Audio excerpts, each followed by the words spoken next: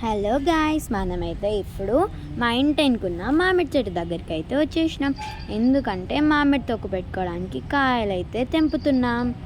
చూడండి, బకెట్ హాఫ్గా ఫుల్గా నిండిపోయింది.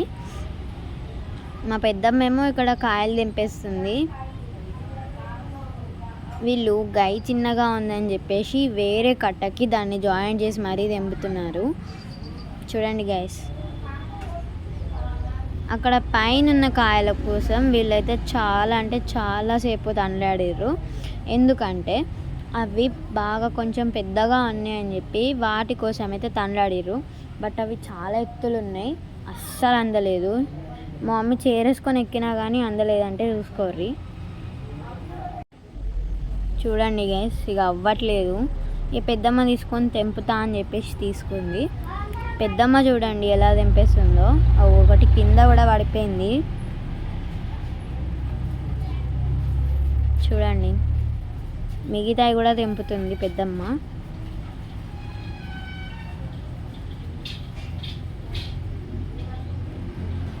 ఇక తమ్ముడు తీసుకొస్తా అని ఫాస్ట్గా ఉరికిండు. అదిగోండి, ఒకటి పడ్డది అక్కడ, అది కూడా తీసిండు. చూడండి గైస్, ఎంత బాగున్నాయో కాయలు.